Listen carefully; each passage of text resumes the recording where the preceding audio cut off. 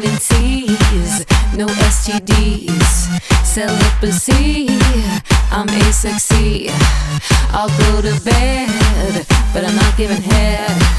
Just text me please, cause you're asexual. See, there's transsexual, pansexual, homosexual, bisexual, but I'm an asexual, yeah.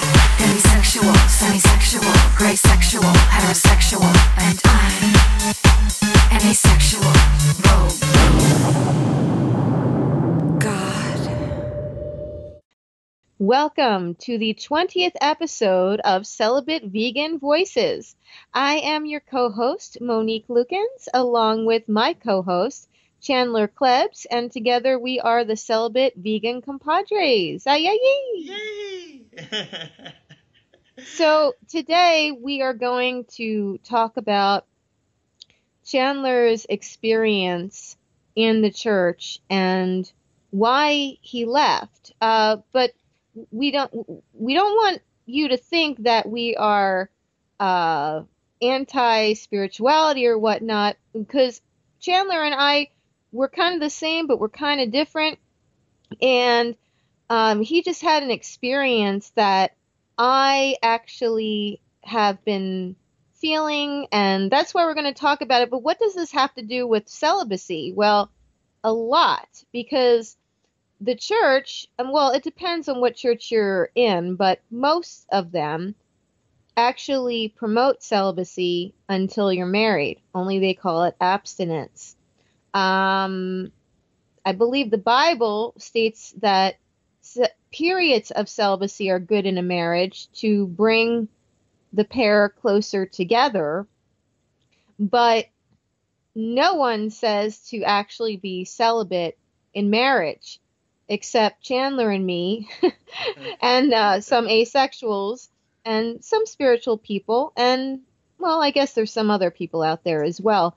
But it's difficult because you have been told your whole life to wait till marriage, and then if you want to refrain from intercourse, then, well, it's not accepted in most churches, or they think that you're supposed to be single and not married. You're supposed to submit to one another.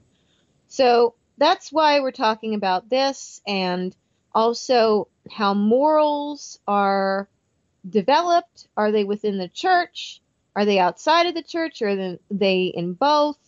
And what happens when you are a believer, a follower of a particular religion, but you don't necessarily agree with everything, if anything, but in particular what we're talking about discussing with the celibacy, and now, of course, with the whole gay movement coming around, a lot of churches don't believe in that. And what if you're of a progressive nature and you just feel that you want people to be able to partner with who they want? You know, where does that leave you as a church member? And so, yeah, I guess we're going to discuss some of these ideas. And Chandler, I really want to hear what you have to say, why you left the church, because I'm a believer, but there's some things that I question, and I've been in some situations where I feel that because I question, it's not accepted that I even question. And I had a relationship where basically I was left because I wasn't Christian enough. And these things really actually hurt me because I don't consider myself a completely secular person. And recently I was also asked if I may want to consider singing for different churches. But my belief, my values, my beliefs have somewhat been altered throughout the years, and because of that, I wonder, would I be able to be truthful as I'm singing to a congregation about Jesus, because I do believe that he existed and was spiritual, and there's a plan around him. But also because I'm an intelligent person, I feel, because I'm a thinking person. Well, you can be intelligent and thinking, that there are two different things, kind of. And I'm a feeling person. I do research.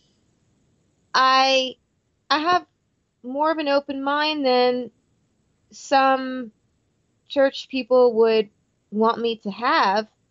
And so I feel like if I was to get a job in the churches, I might have to box myself up as far as my beliefs. And the one thing, I mean, I can box up actions, but I don't know if I could box up thoughts. You know what I mean? Because I'm a cerebral type of person, like you are. Yeah. Yeah, and so Monique, I think what we should do is like I should go through a brief history of, my life, how I was raised Christian, but how I no longer believed. Because I mean, obviously, it's kind of a long process, but you know, let's start out. Like, we'll tell them how my experience was, and then you can ask me questions, and then we could talk more specifically how it relates to the veganism and the celibacy, because it actually relates to both. Um, See, I was raised Christian from the earliest years. I mean, my mom always took me to whatever church she was attending, and we've actually been in a variety of different Protestant denominations of Christianity, and they've all got their own different stuff they believe, and there's no rhyme or reason that we can see why they believe these different things. Because the thing, Monique, that you may not understand about Protestants, because I know you were raised Catholic, is Protestants are all about the 66 books of the Protestant canon of Scripture that they call the Bible. And Catholics have more books in their Bibles than do the Protestants, which that goes into ancient history how that happened. But that what they say is that in order to be a Christian, you have to like believe that everything in those 66 books happened. Everything from Genesis all the way to Revelation. You've got to believe that those stories happened because that book is true. It's infallible and inerrant. So you can't doubt anything in that book. And so you have to believe all these things happened.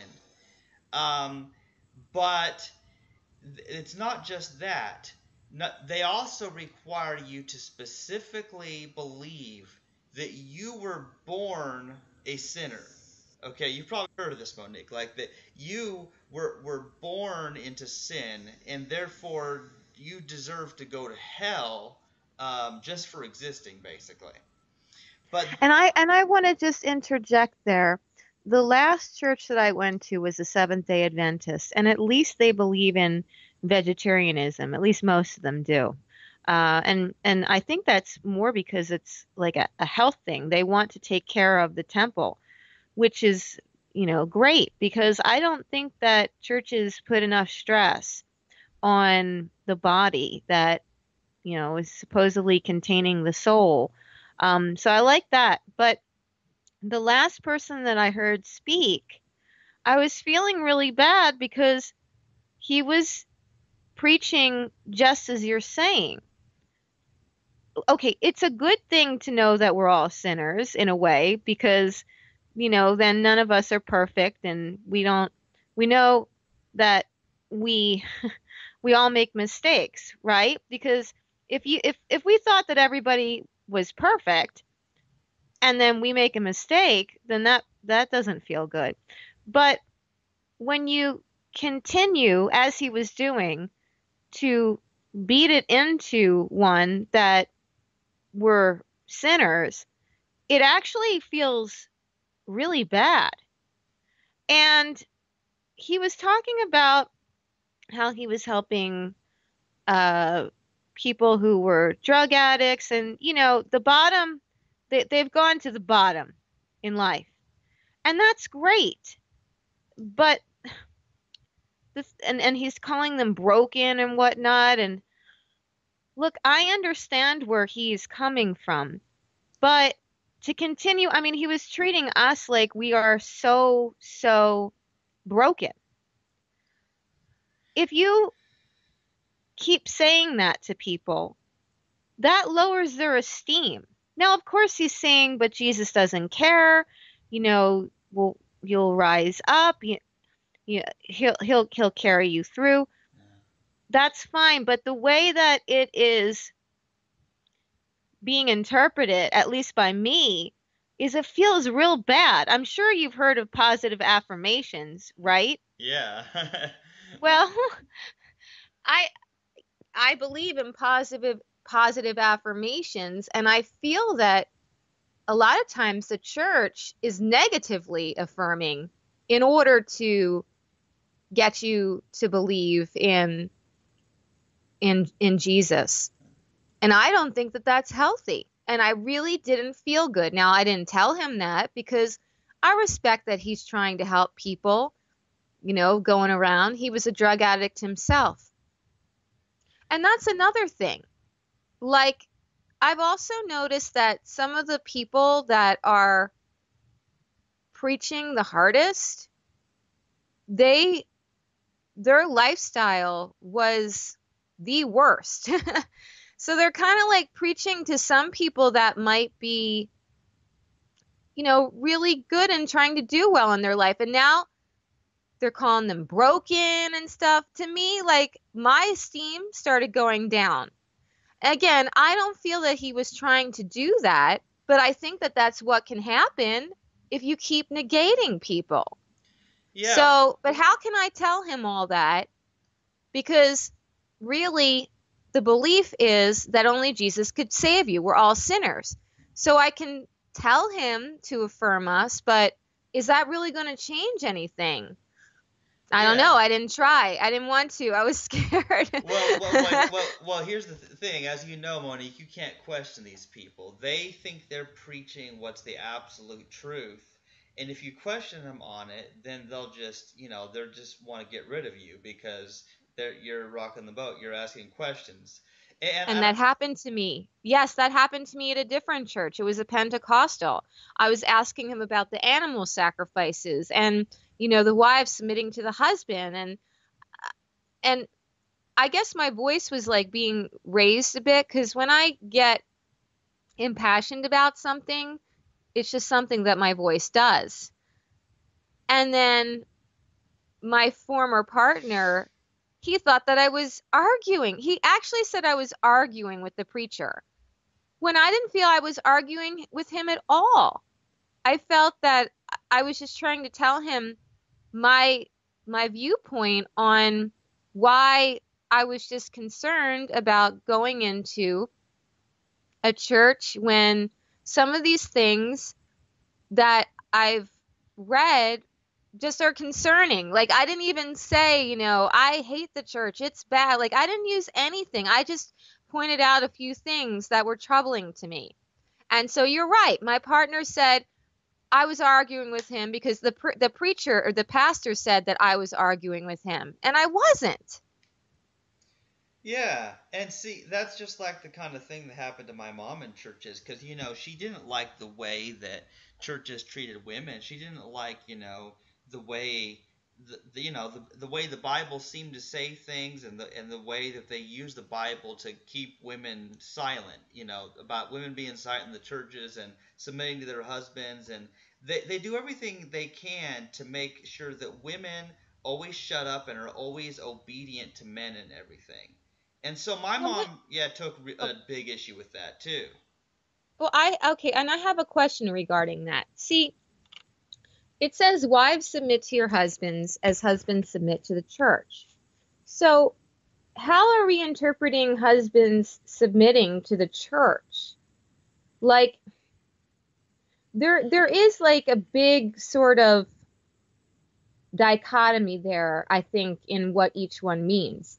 I think that submitting to the church is almost like very, very spiritual. I mean, not necessarily, but that's what comes to my mind firsthand. Like, submit to the church. Okay, I submit to God. Although it could be like, do whatever I say, you know, give me my tithe, which is money to the church. It could be that too, or everything. Whereas when you hear submit to the husband, I don't know about you, but my mind automatically goes to submitting sexually. And most people think that. Yeah. And then, you know, secondary, like, you know, obey him with everything. Now, the marriage vows, I guess it is in the vows still sometimes, but it's like to love, honor, and obey. Now, I like the love part. You need that. I really like the honor part too, because you should honor your partner. Otherwise, why are you together? You know, I don't want to dishonor my partner. But the obey part, that concerns me. And both male and female say it to one another. But how can you both obey one another? It's a contradiction. So, yeah. So anyway, I'm really concerned about that passage because that has totally been taken out of context. The wife submitting to the husband for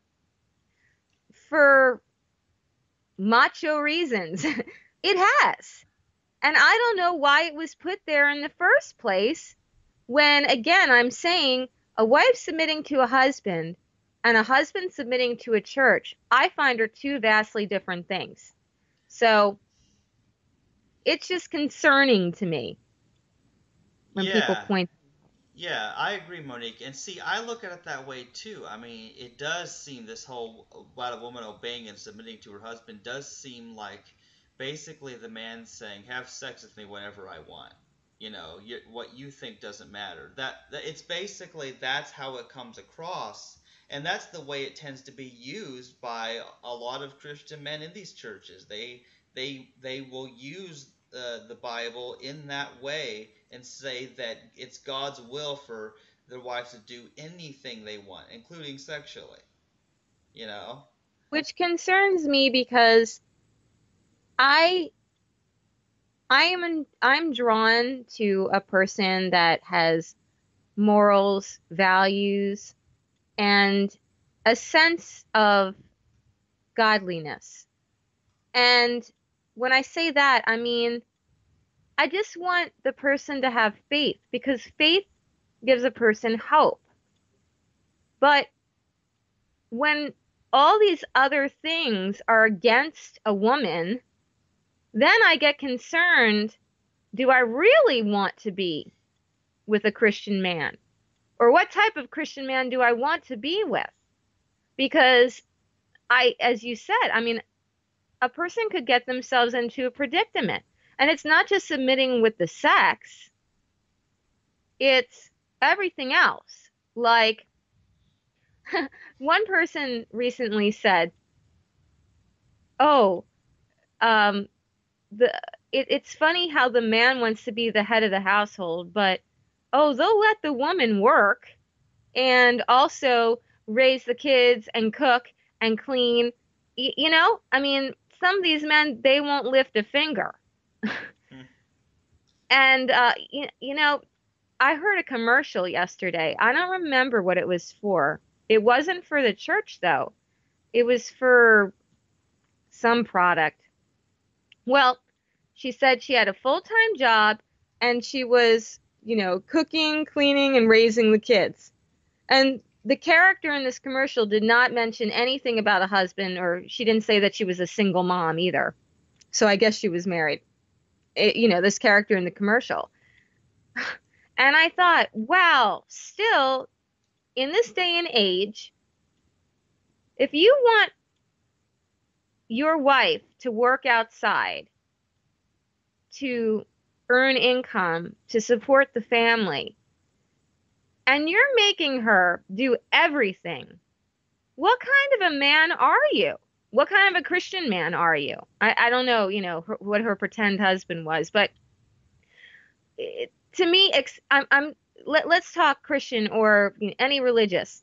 If they think that the woman is weaker and should be submitting, then why would you have her do all the work? If she's weaker, then wouldn't you want to take the load? Yeah, I mean, you know, exactly. You want bags underneath her eyes and her to age like quickly? You know, men used to want women to stay home and like they would do the hard stuff. And I'm not saying that cooking and cleaning isn't hard. It is. But you know, going out there into the rat race and doing whatever their job is. And they didn't want the women to work. I mean, there were many men that were very opposed to the women working, and I would say that more of them too, they didn't want it to look like they were kind of like abusing her in a way. You know, like they wanted to keep up a status, men. It was like not a good thing to make your wife go out into the workplace. And maybe even it could be scandalous too, in some ways. Maybe he was concerned that she'd be hit on or whatever. But wrapping this up, I also think that they wanted her to look pretty. And I'm going to tell you something. If you are continuing to put yourself through the grinder, and if you are cooking, cleaning, raising kids, having a full-time job, having to do the shopping, having to like, you know, shuffle kids back and forth, not getting enough sleep, and then on top of it, having to be penetrated by your man, which I don't think is healthy, then, hello, you are going to start like aging quicker. It's just like a car. You could have two cars, both the year 1990. And if you're driving that 1990 car around, the yellow one, all around, after a while, it's going to clunk out. It's going to get dents. It's going to get scratches. But if you have the red 1990 in your garage, and you never use it, maybe on occasion on a Sunday drive, which one's going to look better? Yeah, the one that's never used. Right. So, yeah, so coming around in full circle, if Christian men want their women to be beautiful and, you know, submitting and feminine, and why would they like put them through all this? But they do. They make them work constantly, a lot of them. So to me, it just doesn't make sense. Yeah, and you know what the worst part is, Monique? After that woman's worn out, then they decide that they don't like her anymore. They divorce her and go with somebody else. That's what they do. Yeah, that's what they do. They do. And even though they're not supposed to have divorce, you know, in today's day and age, they'll do that. Look at the politicians, for goodness sake. Now, I know we always get into politics, but look at Trump. Come on. Yeah. You know? And they just said something, I haven't read it, but something about, oh, what do we need girls or women for? I'll have to read the article, but, you know, some of the guys that he has in his cabinet and that he's buddy with, you know, they just, I don't even know if they believe in God. I just kind of think that it's all a facade. And that's really bothersome, and that makes me push away from the church. And churches don't want to get into politics necessarily, but guess what? I think a lot of them are, you know, especially the top people. And if you see that politicians aren't behaving in a Christian manner, yet they say that they are, well, I do think that needs to be spoken to. Because the church is a community, and it's supposed to be learning, sharing. But as you said, it doesn't seem like it's like that so much. It seems more like it's dictating. And that, again, is why I would love to sing and be paid for singing. And, you know, it's a wholesome environment. I like wholesomeness. But on the other side of the coin is all the stuff that I've just discussed and what you've discussed. Yeah. And that's unpleasant to me, and it's scary. And we haven't even scratched the iceberg yet of all the problems that go on. I mean, we've talked just about, you know, how they treat their women, but, you know, there's several things. First of all, you know, in the Bible, it is commanded by God for people to kill animals. It was commanded for the Jews to kill animals as part of regular ritual sacrifices. When somebody was born, when a woman had her period, or or whenever somebody did some kind of a sin, then they would kill some animal. And then, of course, the wars against the Canaanites were also commanded by God, and God told them to kill everyone in a particular city. So, sometimes they would kill everyone, including all the non-human animals. They didn't just kill the men and the women and the children. They killed the non-human animals. Other times, what they did is they would kill all of them except the women, and then make them their sex slaves. And so, but it's they believe that it was God's will, and that's the way the Bible was written, that God commanded these things to take place. And so right there we have an issue, because the Protestant Christians believe everything in that book. So they believe that it really was God's will for all of those humans and those other animals to be killed in those bloody wars. And so, I'll tell you something, Monique. The murderers, the rapists, the carnists, all those people are behaving like Christians, because Christians have to go along with God's will in their book. And that was how I saw it. I see now that by being vegan, I'm actually disobedient to the Christian God who wants there to be killing. So that's an issue. And then the celibacy. Hey, I'm breaking God's commandment to be fruitful and multiply. You know, it's, Yeah. it gets weirder the more Yeah. you think about it.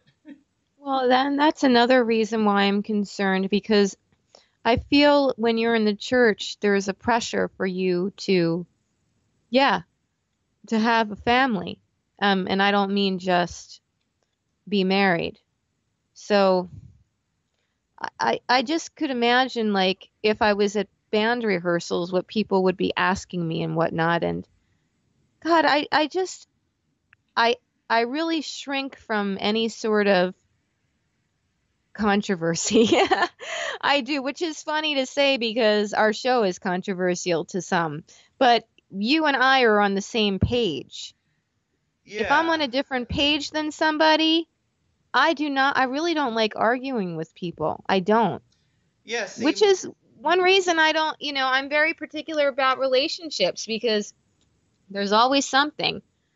And, even like with a roommate, it's like there's always something. And I don't want to be railroaded over in my thoughts. The more I am alone, the more the smarter I get sometimes. You know what I'm saying? Because I yeah. don't have to, there's this word again, submit to somebody else's way of Uh, living or thinking. yeah. And Yeah. I'll listen to shows and I'll get educated other ways. So I'm just saying, Yeah. I am not against having a partner, but I'm just saying that, yeah, it's like when two people are on different pages, like I totally like shrink from that. I don't like it. And I could just imagine that happening to me as I'm practicing to sing, and and it's like then I'm getting paid, and then I feel like all weird. And Yeah, see, so Monique, okay, here's what would happen. See, if you started getting involved in the church, of course, this could happen with any group or any job you got, but I think this would be particularly bad in the churches, and here's why. Because, they're going to ask you stuff. They're going to yeah, start asking you about what you believe. They're going to start asking you about, are you married? Do you have any kids? They're going to start asking you this, and then you're going to have the men of that church hitting on you and wanting to date and marry you. And so, like, I mean, it's a terrifying thing. I mean, and Monique, you know me, I'm scared of people. And like I was trying to explain this to Poffo recently too. How I'm like you, I don't like conflict. I don't like to be put on the spot, and I feel very, very uncomfortable when I'm going out to eat with my friends from work, and then they're all questioning me why I'm not putting butter on my potato. It's like, ugh. I don't want to explain about the murder and rape of cows and factory farming and that animals are not our property. I mean, I just want to have a good time. I don't want to have to explain veganism all the time, you know? And so, yeah, even though our show is controversial, we already understand everything. So it's not like we're having to preach the whole message to each other because we already know everything. We know why we're vegan. We know why we're celibate. We know everything. But in dealing with other people, it's difficult. And yeah, you're right, Chandler. We do already know, and we do agree, and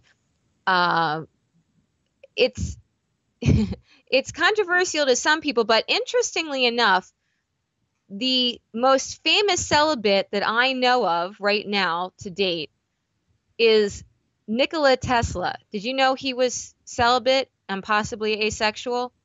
Like Nikola Tesla, I'm asexual. Well, people are trying to make a buck off of this guy, and he was like so poor at the end. he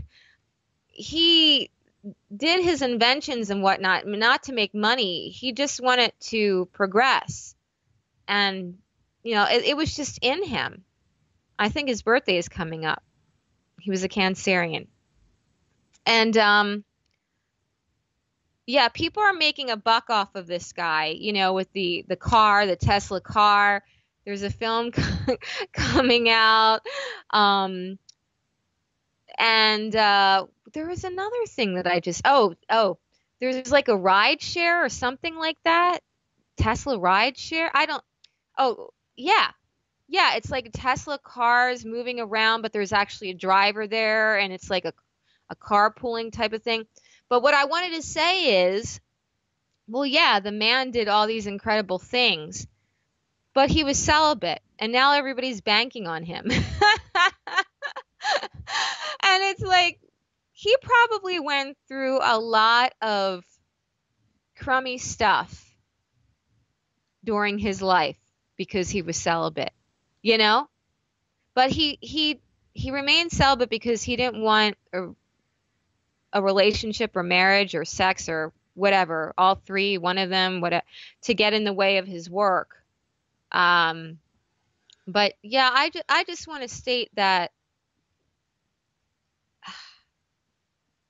people can make money. I mean, you and I have been talking about trying to make a little money from the show because people certainly are banking off of sex. But it seems like so sad to me that this man died poor, and now everybody's banking off the fact that, he made these amazing inventions and he remained celibate. He sacrificed and whatnot, But while he was living, it probably wasn't like the best. That gets me a little bit upset.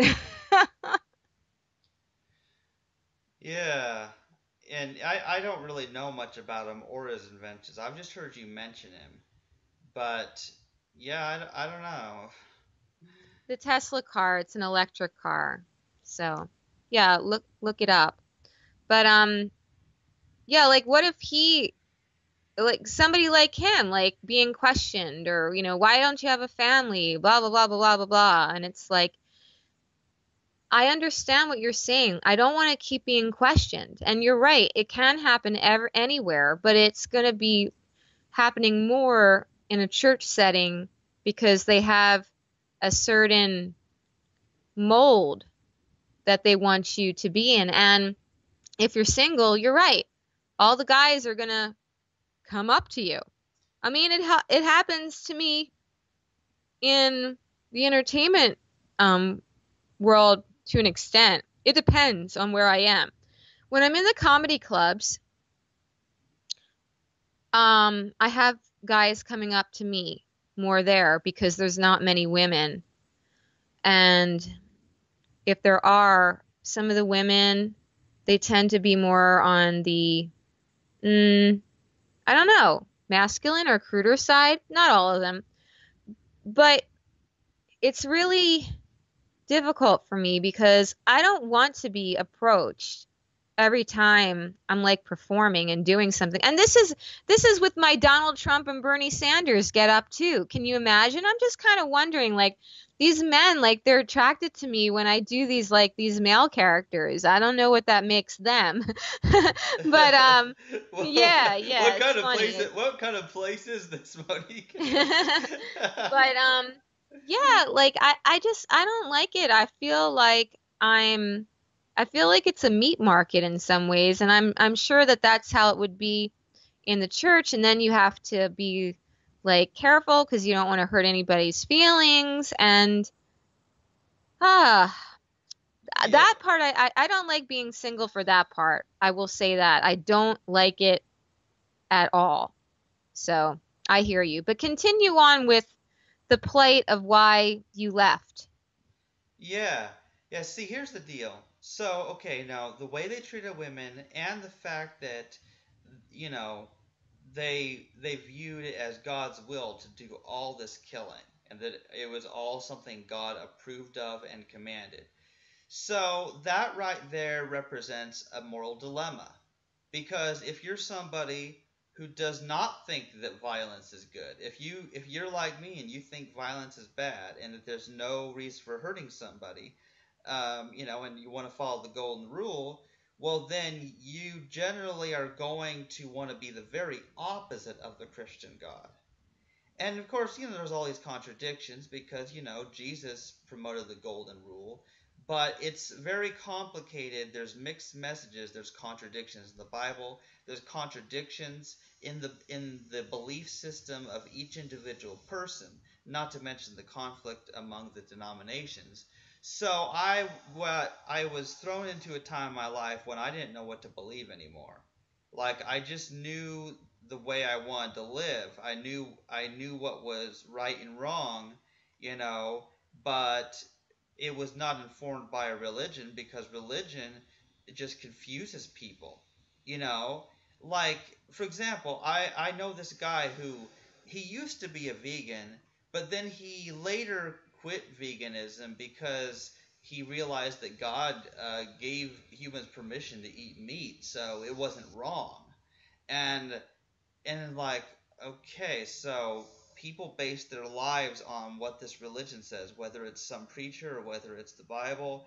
And it's like, people have to use their own brain and think things logically and scientifically, and just treat others as you want to be treated, and that's enough. And so, I mean, sure, that's a shortened version of the whole story, but basically I said, forget religion. We don't need it. I don't need religion, and I don't think anybody else does. They're just brainwashed into that system because, like me, they were probably raised in it from the time they were a tiny baby.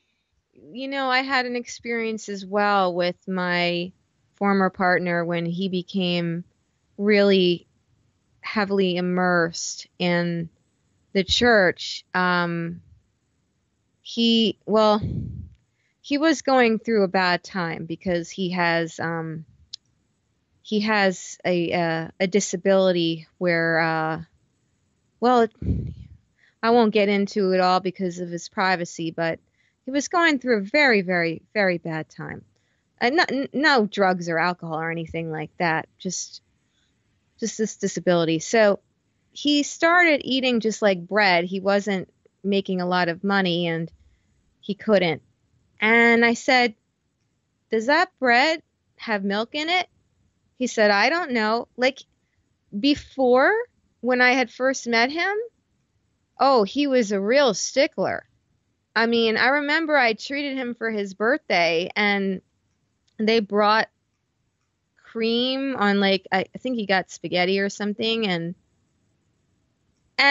I don't know if I've ever mentioned this to you, Chandler, but sometimes if by accident I get an animal product and it's too late to give it back, sometimes I'll just finish it because I feel, okay, well, the animal gave up its life or whatever, and it's like, now I'm just going to throw it away. Because if I bring it back, they're just going to throw it away.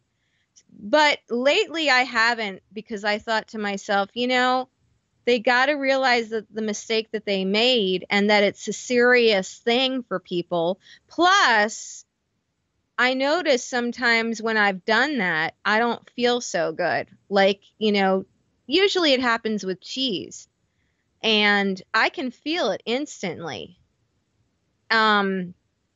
So I was really disappointed, and, you know, he gave me the same speech that your friend did regarding it's okay to eat meat because God allowed it. Not that he is, but here's one thing. It's been like 3 years that he's been at this one church, and I'll ask him, why, you know, how about you outreach to them? And he's still at the point where, oh, there's a time and a place, and I don't want to scare them off.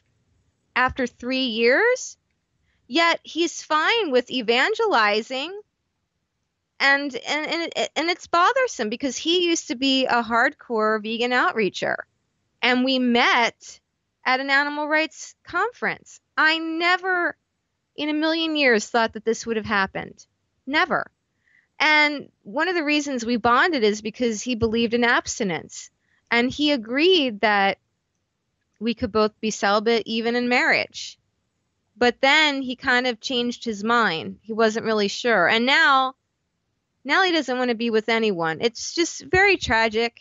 And it's like, I don't know, maybe it's because of the disability, maybe it's because it's the church, maybe it's because it's everything. But he's not the vegan that I once met, and I just, again, never would have thought. But now, you know, you're saying the same thing. This friend of yours, and that's very bothersome to me. He was also okay with, like, gay people as long as they weren't fornicating and whatnot, and now he's completely against it. Now, I do want to mention, and this will go on a little, I'll try to keep it on point, but it's a little bit of a tangent. The whole gay movement, I want to say 2 things about it. Okay, number 1, I feel that you can't tell somebody who to love.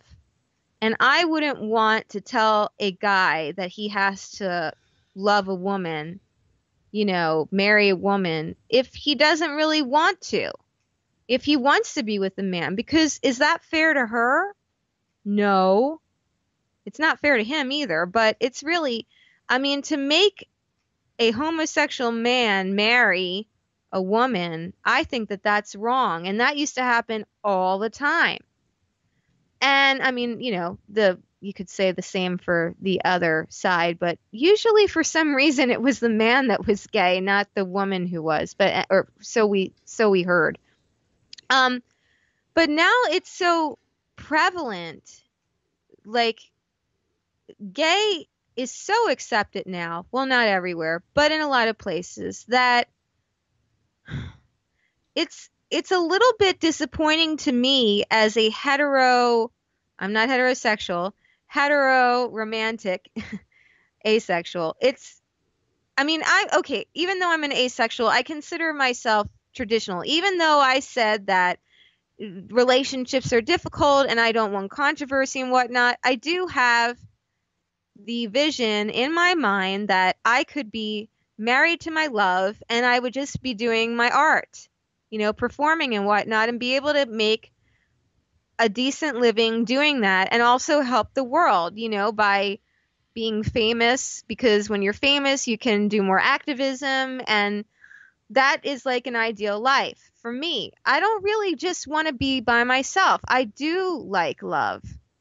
But now the gay it's so prevalent, and also I want to say, with like divorce being so easy to do. And again, I'm not against divorce, because I would rather somebody divorce someone than kill them. Well, yeah. But yeah, till death do us part, right? yeah, exactly. Yeah. But like, because these things are now so common, I think that leaves my kind of dream, if you would, almost flat. because I can't count on the fact that I wouldn't be divorced. I can't count on the fact that all the guys out there are, want to get married or straight. I mean, like, there's options now. There's lots of options. And one could say, oh, well, it's genetic, but I don't know. It might not be genetic for everybody. But then there's the other side of the coin that's like, okay, you should be able to love who you want to love. It's like you're loving the soul. But I don't even know. Do people love souls anymore? To me, it just seems like people get together and whatever happens, happens. I don't know. To me, that's what it seems like. Well, okay. And I would like to respond to that, Monique, because here's the thing. Whether somebody is, like, okay, this whole idea of people looking for somebody, whether they're looking for somebody sexually or romantically, notice that it always seems tied to a person of a certain gender.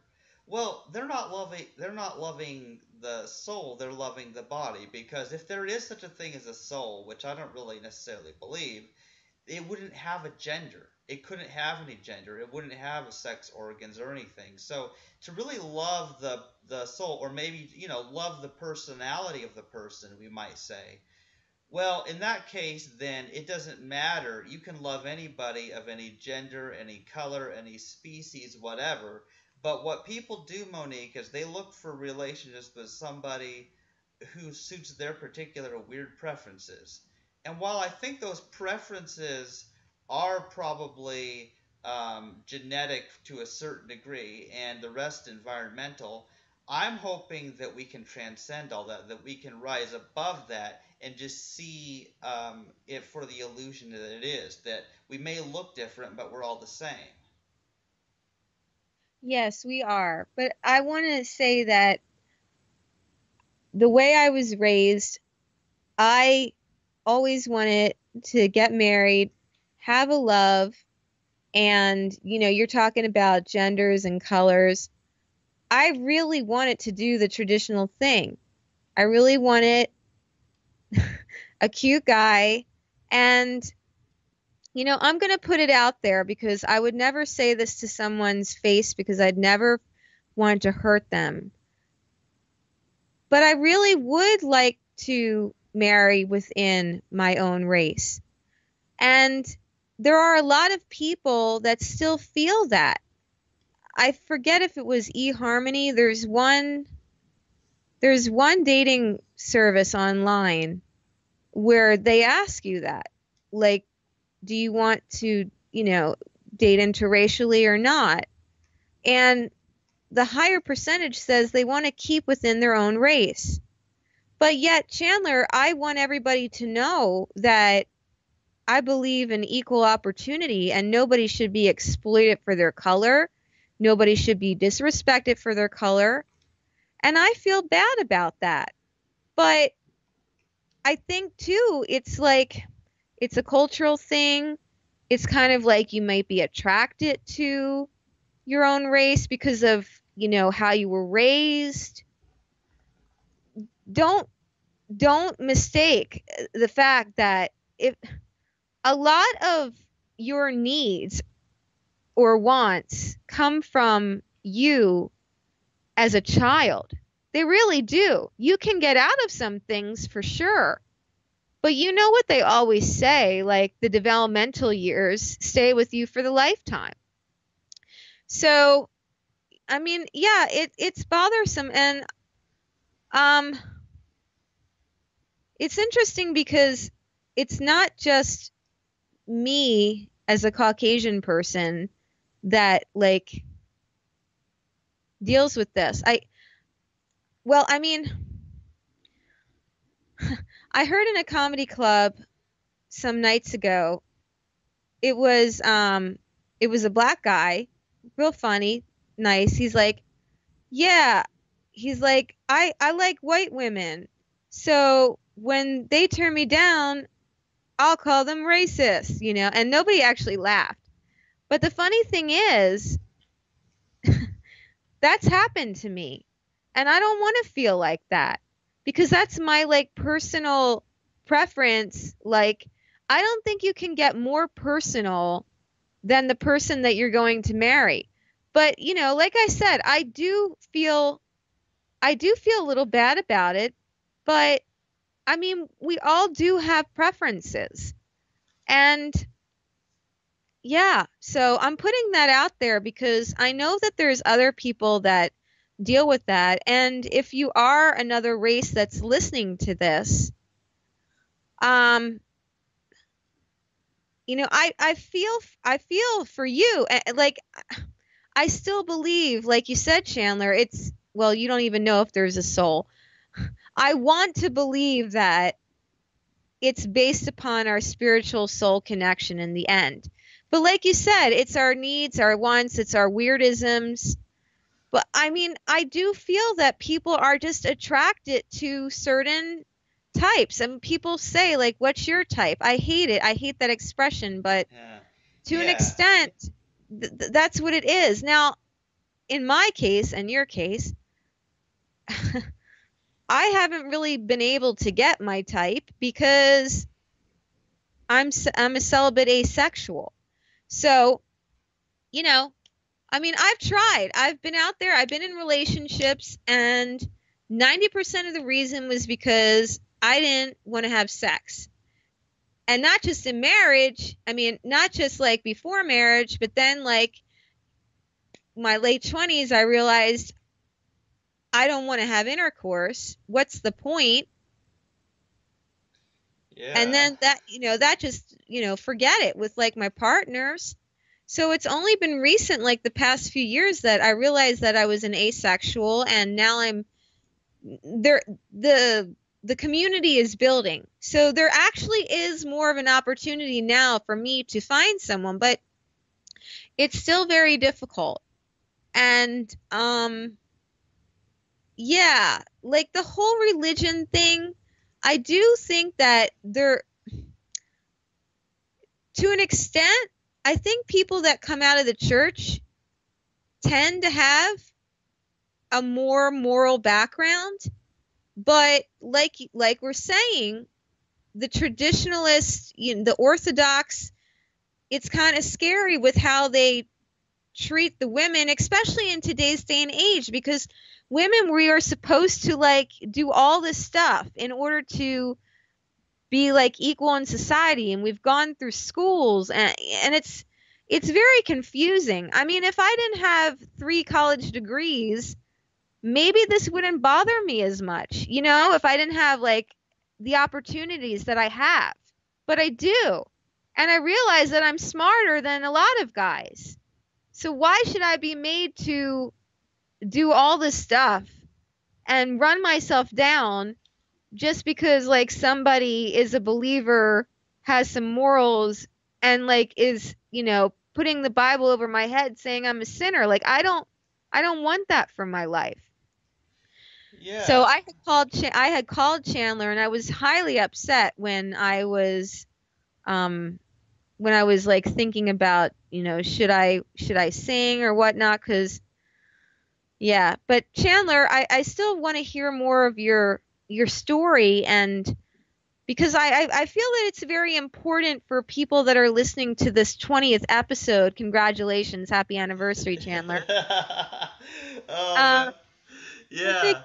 Oh, I think it's important that people are listening, because I do know that there are religious people listening to this just based upon the fact that our show has the word celibate in it. So and a few words. It's important. And then there's other people that, you know, they're kind of iffy about the church, and then I'm sure there's atheists listening to us too. But yeah, I mean, I gotta tell you, Chandler, I know that you're an atheist, but you have a lot of values and morals.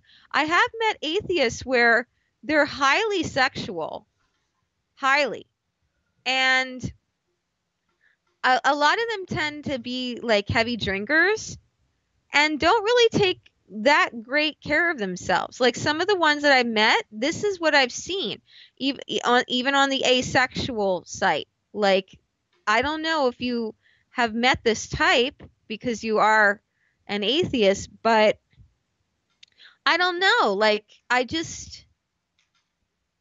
I, I'm not like a big fan of the personality type. I mean, you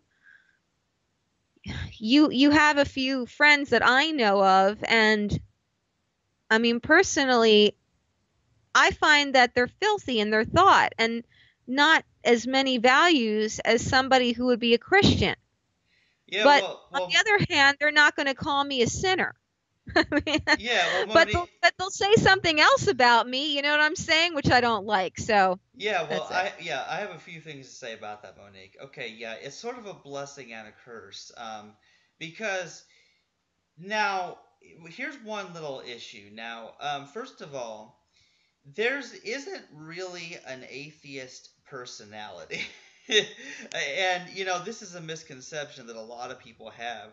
They think that um, atheists are a bunch of immoral people who go around raping and murdering people, because they don't think there's a God, and like as if believing there's a God ever stopped anyone from doing awful things. It doesn't. No, I don't think that they're rapists and murderers. I understand what you're saying, Right. but I do tend to see some of them as being even more promiscuous than someone that's faith-based. I mean, you can even look at some of the famous artists that were proclaimed atheists. Like one is Jack Kerouac. He went around, he traveled, and he was like a total alcoholic, womanizer. Oh, Nietzsche, another one. I think he died of some sexual disease. And, I think that they're more hedonist types than a faith-based person. I really, really do. Not all of them, Yeah. but and I think a lot of them are more prone to believe in abortion too.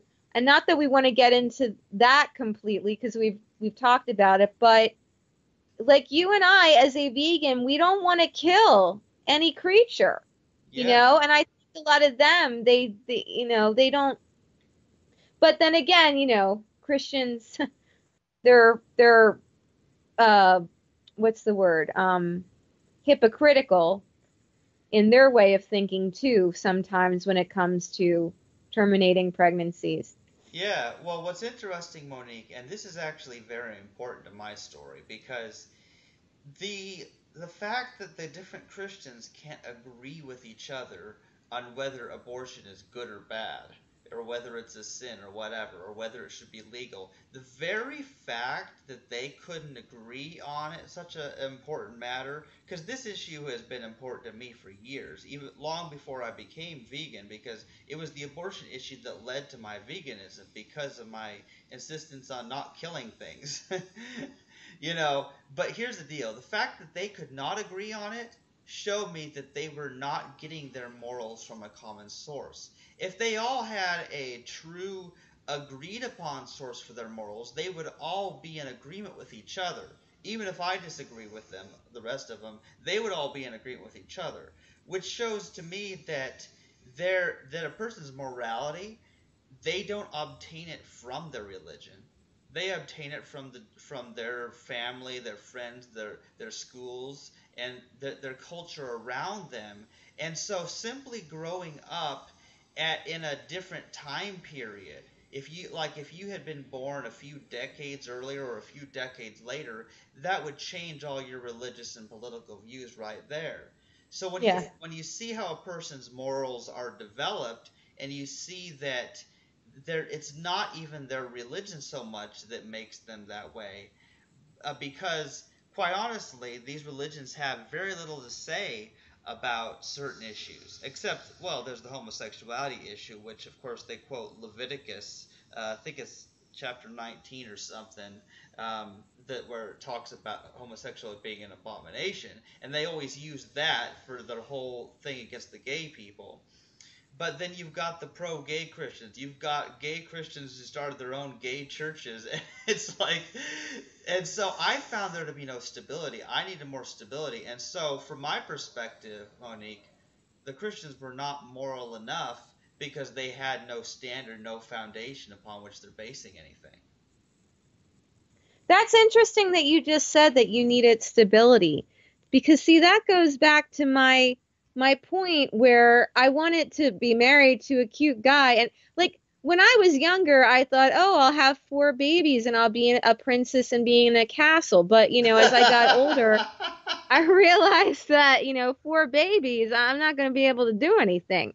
So, as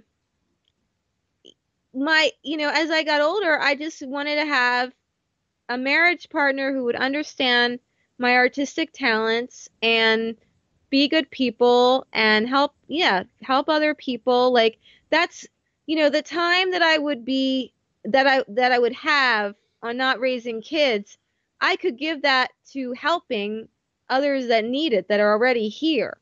So, but with all these different choices now that people have, be gay, be transgender, be pansexual, be bisexual. I mean, it's like, it's just confusing to me. And I mean, I don't want to be discriminatory, but I guess I'm a little bit disappointed and depressed, because even though I definitely don't want those people to be discriminated against, it kind of just makes it harder, I think, for somebody like me that just wants that stability, that traditional thing. Because I don't know. I mean, it just seems like anybody can be anyone and just leave, I mean, I even thought, like, before, like, after a while, I thought, well, maybe I should be, what is it? Polyamorous. Like, it would be great to be able to love, like, different people, because, well, 2 reasons. Because I had, at one point, all these guys coming up to me, and I don't like to hurt people's feelings. I don't. I'll hurt their feelings if they want to have sex. Yeah, I'm going to say no to that. But, but as far as, like, them liking me, I can't help people from liking me. And then, not only that, because I had so many guys break up with me, I thought, this isn't stable. How could I, like, trust one person? Like, wouldn't it be better for me to have multiple partners? That way, if one leaves or one dies, I'm not, like, holding the bag. Yeah, so but then that doesn't really work either. Like, I mean, then you really can't really love that, like, one person, like, devote yourself to that one person. But by doing that, that's a big chance today. And it's like, I don't know. I just don't. I really thought that I was going to be married to my my former vegan, who's turned, well, I'm not really sure exactly. He's like Pentecostal, Seventh-day Adventist, just evangelical. And it's like, it didn't work. And why didn't it work? Because, well, one of the things that set it off was I had mentioned about past lives and how someone had said that I was a nun in 6 past lives. And he started crying and saying that I wasn't going to go to heaven. And I'm like, I'm just mentioning it to you. He's like, do you believe that there's only one life? I said, only God knows. Like, maybe he didn't put it in the Bible. Maybe, who knows? I don't know. Nobody knows. And he was really upset about that. And that was one of the underlying things that made him walk out the door. And it's like, I think to myself, oh my gosh, like, I could just say something and somebody's going to leave. Like, how stable is that? Oh man, that's crazy. I think so. But then again, like I said with you, I want to be on the same page as someone. I don't want to fight with people anywhere. And that's why I don't want to get a roommate or anything. Like, I would just, I don't know, maybe there is that person out there, but it's so risky. Even in the asexual community, it's risky. Because everybody has so many different options in this day and age. Well, and they can just leave. Yeah. And you know what's interesting about it is, like, Okay, now first of all, Monique, you know that I don't literally believe in choice, but we'll put that aside for now. And let's talk about the many choices that people have. I mean, they have choices in the sense they have all these options. And I feel what this does is this actually creates a confusion because I mean, now we have this thing where everybody's trying to figure out what they are, decide what they are. Like, oh, am I gay or am I straight? Or what religion am I? Or what political party am I? And everybody's trying to find themselves in some kind of mad quest to figure it all out.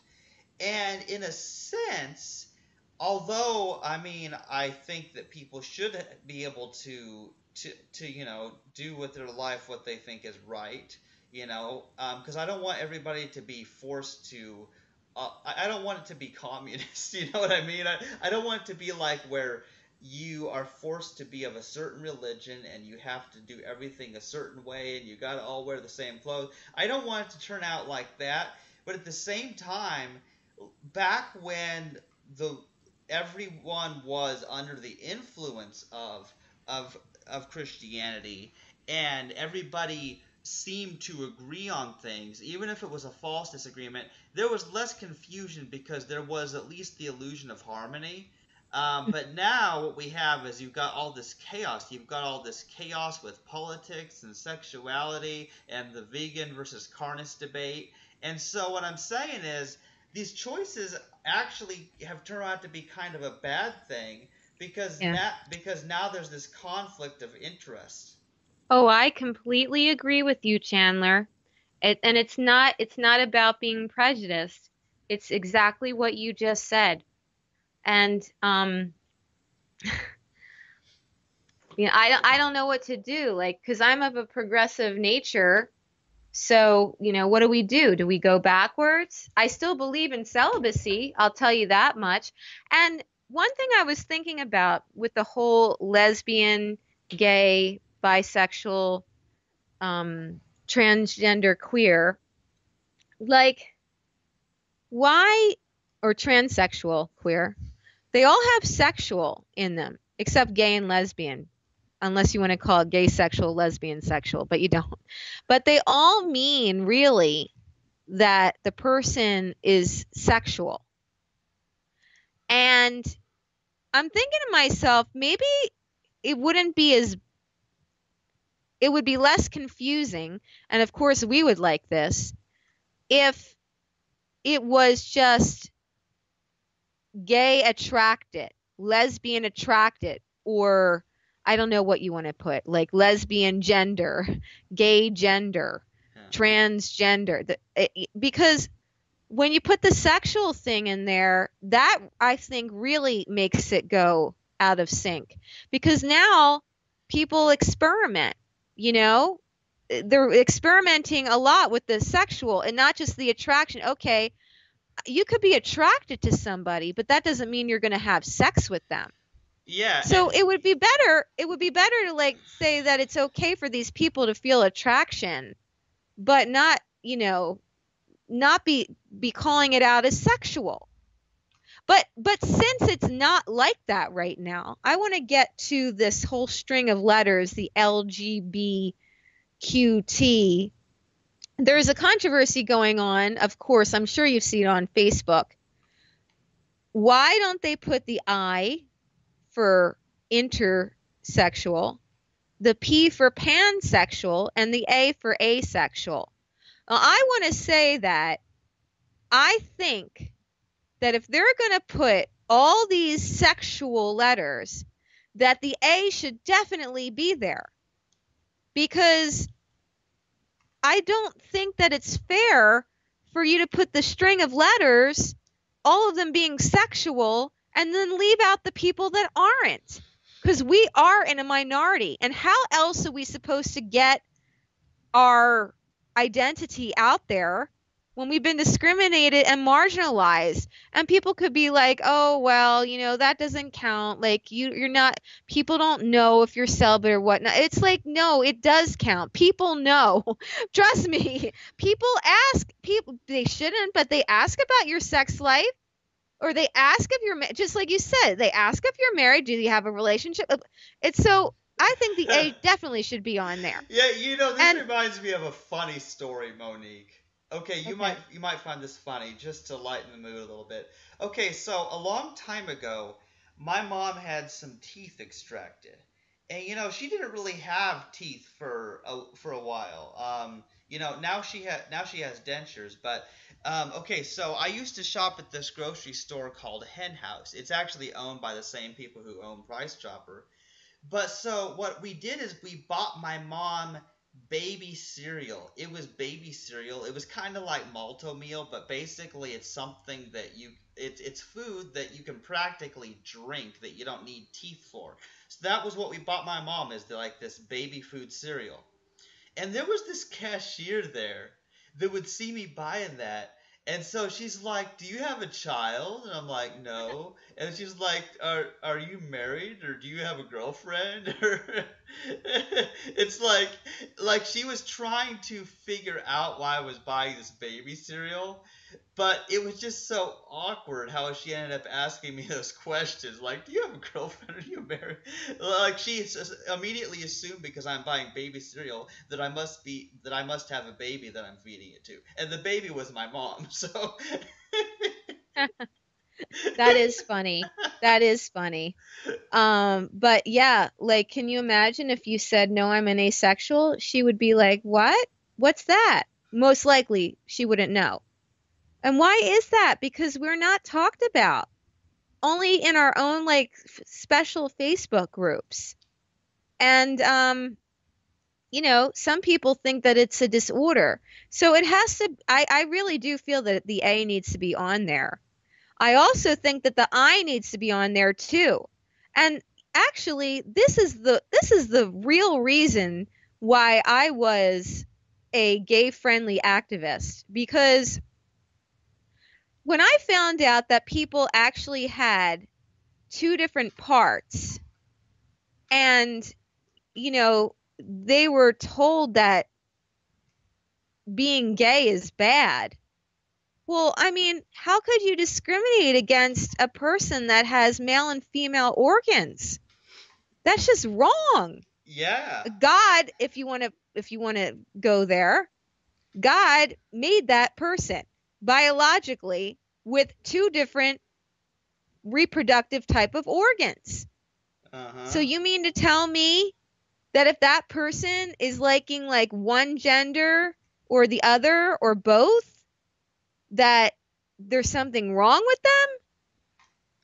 yeah. I mean, come on. Weird. Yeah. And look, you could look more like a girl, but you could have a penis up you, but look more like a girl.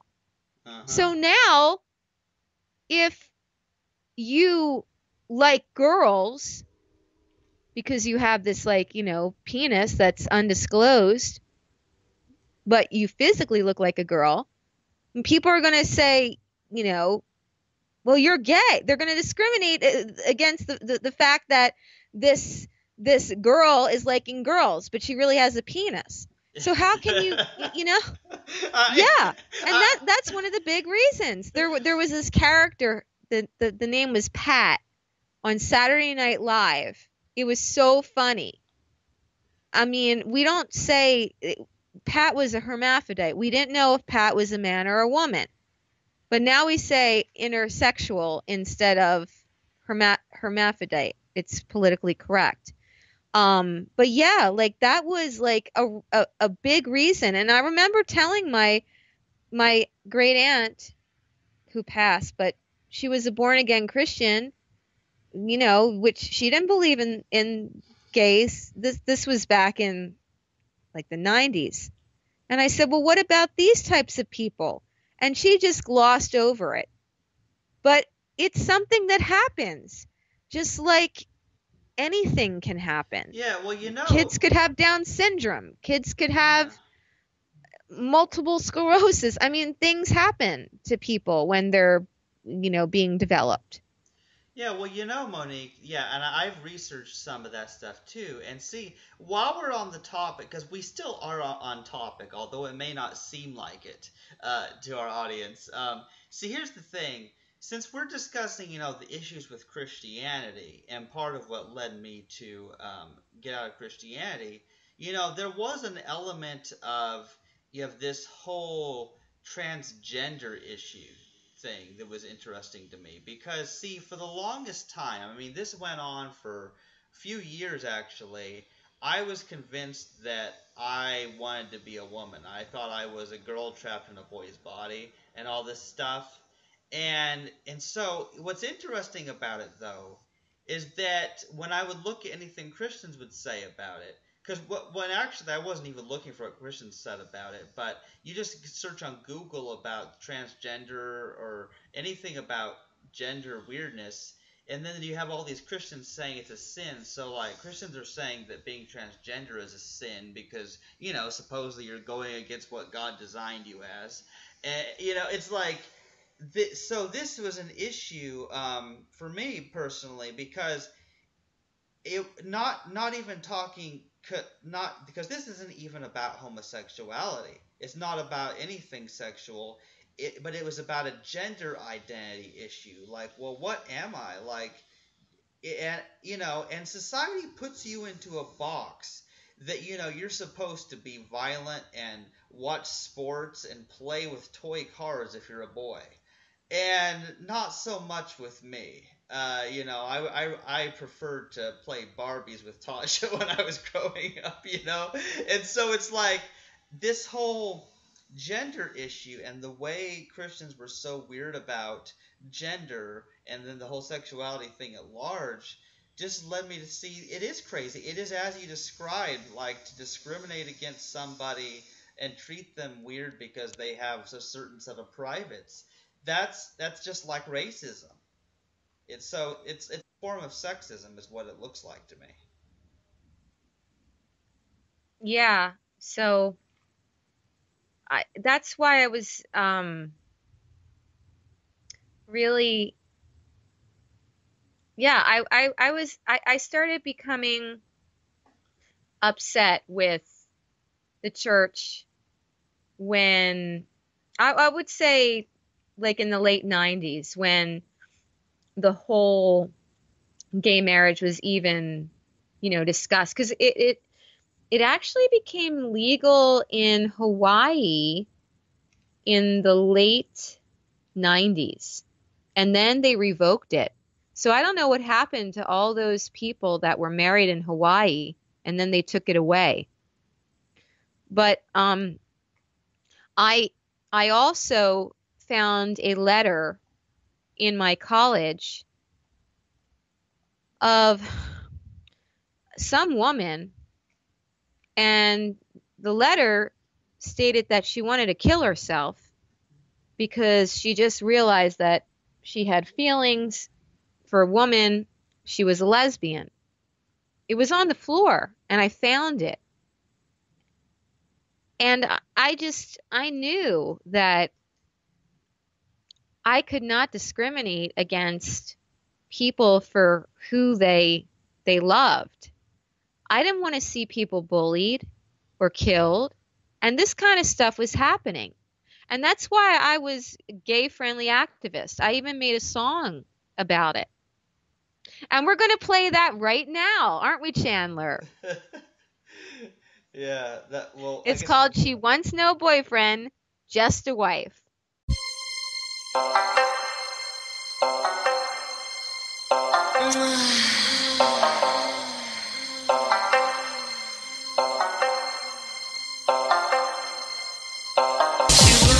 Stockings, puts red on her lips. She paints dark purple on her fingertips. She's sultry and sexy, her body a 10. There's only one problem, she doesn't like men. Lipstick lesbian, oh so feminine. She looks like heaven, but she's a lesbian.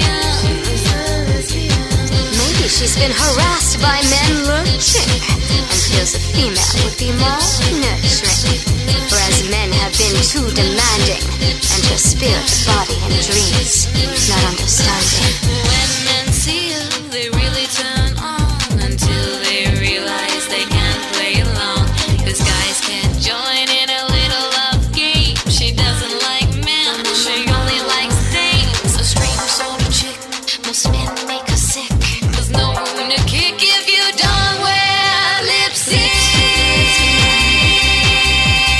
Oh, so feminine, she looks like heaven, but she's a lesbian, lipstick lesbian. Oh, so feminine, she looks like heaven, but she's a lesbian. Well, some men just want to get laid. So if you're a guy hearing this song, don't be surprised when women walk away. She prays to God, please straighten her life. She wants no boyfriend, just a wife. Her friends and family think it's just a phase. Or could she really be gay? I'm a virtuous lesbian. Let's get married in Honolulu. Try Europe or Canada. Oh, it's just too weird. Oh, look, she bought herself a handheld back massager. Oh, it's just too weird. Honey, that ain't no massager.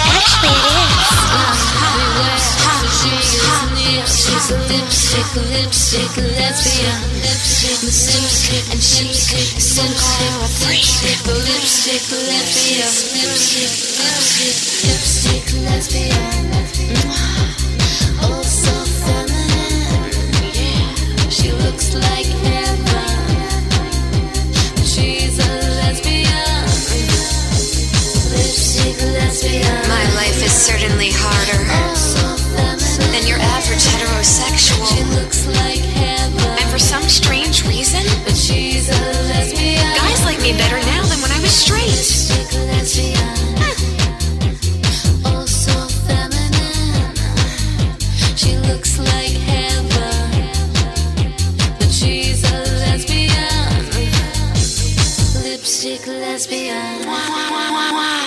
Lipstick lesbian. Is it a genetic disorder? Oh, so feminine. It could be her personal preference. Like heaven. I pray she needs counseling. She's a lesbian. And like I don't.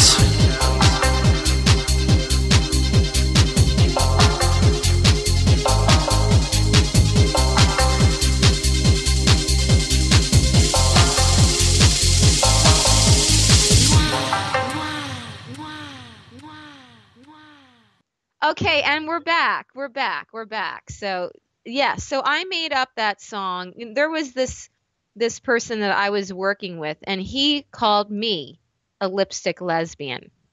Now, the reason he did this is because he was gay, number one, and I noticed some gay people, they wanted you to be in their corner. You know, especially like this was in the late 90s. And, you know, people were prejudiced against him. I wasn't. You know, he was my radio partner. And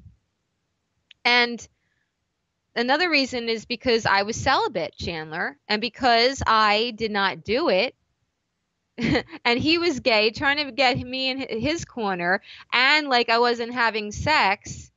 Therefore, he thought maybe I'm a lesbian and called me a lipstick lesbian, because a lipstick lesbian are the ones that look more feminine as opposed to the butch. I was wondering about that. What that Yeah, was supposed to but mean. you know, when I tried to promote this song on my own, all hell broke loose. And I will say that word hell because I went through some psychological turmoil because people were asking me, was I gay? This was awful. And then some guys were or are still turned on by lesbians. You know, like the whole Howard Stern thing, kissing lesbians, topless kissing lesbians. And that's not what I was trying to do at all in this song. So I put it away, and then I took it out again once being gay was becoming more like progressive and it wasn't all about sex, I finished it up, I tweaked it, and then it won some song awards. So, but I never truly promoted it because, yeah, my time passed. People wanted to make me like a sex symbol with this song. I'm serious. Me, a sex symbol? I'm celibate, you know. So in other words, they wanted you to be like the next Katy Perry. Yeah. So my song was way before her time, and when she was singing about the lesbian song that she does, she has like one line in there, like a human experiment or something like that. And see, that's what I mean. What I said like 15 minutes ago, that people like have choices and, you know, they can try anything like with different like sex stuff.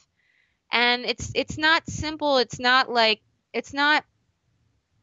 moral and value like it used to be, I feel, with just the heterosexual couples, because people are trying all different things. But even if you're gay, there's still like, you know, values have gone down, in my opinion. Because, you know, people did used to wait until they were married. They did. I mean, some people didn't, but, yeah, so like her song is vastly different from my song, but you know, she's like a multimillionaire and I have $20,000 that I can't remove off of my credit card. So, but even today, like, I don't know, like performing that today, I did perform it before, but again, like it was almost harming my personal life. Like, cause like some guys, there were a few guys that I liked during that time and they, you know, they weren't up for that. Like, I don't know, but now they would probably think, oh, it's cool. Like it's progressive, but yeah, it was made for tolerance. But Katy Perry's, you know, the whole song is like just so sexual. And it bothers me because I do truly believe in celibacy, or I wouldn't be doing the show with you. Yeah. And you know, Monique, this reminds me of that time when I remember I asked you, you know, like, would you consider a relationship with some woman? And the reason that I asked you that was because I was thinking, you know what? Maybe women are more stable. Maybe they're more loving, and she would have better luck with someone who's a woman than a man, because men seem to be really screwed up. That was what I meant by it, you know. Oh, okay. Thank you. Thanks for explaining. And I think you're right. I mean, the thought has crossed my mind like recently because I've been a little lonely, but I still can't see myself living with a woman till death do us part. I can't do it. But, you know, but definitely, I mean, yeah, I think that there is maybe more stability. I do. Even between like two that would have morals. Yeah, but I don't know. I think this sounds funny, but I wouldn't want to be a lesbian. And see, that makes it sound like it's a choice, where for some people I think it's not a choice. I think it could be both, Chandler. I really, really do. I think you could be biologically drawn to them. And I also think that it could just be a preference due to different things that have happened in your life. I think it's both. And that touches upon religion. Again, I think that it could be a combination of things, beliefs that are the truth. Even atheism could be in there, you know? It could be like Jesus is the Son of God with past lives that were not like talked about, with possible atheism, because maybe there's nothing like for some people. You know what I'm saying? I think that there's room for a lot of different things that we all experience bundled into one package. But when you're in the church, it's either all or nothing. And I would consider myself an academic because, I mean, I was number 5th in my high school, 435 students. I think I was number 1 or 2 out of my middle school. I took these standardized tests in middle school, and I was always in the top 1%. Well, not always. I think I bounced between the top 1% and the top 3%. And yeah, I mean, like I said, I'm a cerebral type of person. I am an artist, so that's not necessarily intellectual, academic, but, prior in my schooling, I just learned critical thinking and whatnot. And also, I went to public kindergarten, 8 years of Catholic school, 4 years of public high school, 3 years of a state college, which is now a university, and then 2 years of a private university. So I'm kind of mixed in with like the public, the secular, and then like the Catholic, and then some really wealthy people went to where I received my MFA, Master's in Fine Arts. I mean, Peter Gabriel's daughter went there when I was there. Tom Petty's daughter went there. Look up Sarah Lawrence College. There's a whole slew of people that went there. My family wasn't rich, and I got to go because my grandfather passed and he left me a little money. And anyway, the graduate degree, it cost a third of what the undergrads were paying. And also because my father was a wounded vet, I received $440 some per month for 5 years towards my college. So that's how that got paid for. So I feel like I've seen it all. Like I said, I performed in gay clubs. I was on dance radio. I've been with a gamut of people, and spiritual people, religious people, people that don't believe in anything, scientific, and it's like I can see where different people are coming from, and that's where I start putting the pieces together. And if I question it, then I'm either going to be ostracized or they're going to try to counsel me to not believe it. And I could be the type of person that easily submits. I'll tell you that. And why is that, Chandler? Because I don't like conflict. Yeah. And I could easily be, well, maybe, yeah. You know what I'm saying? Which is great why I do these shows, because actually when I do the shows, I become stronger in my convictions on why I thought the way I did in the first place, and I can let it all out. So I hope that I'm helping some people. And I bet there's a lot of people out there that feel the same way, that it's not one thing or the other.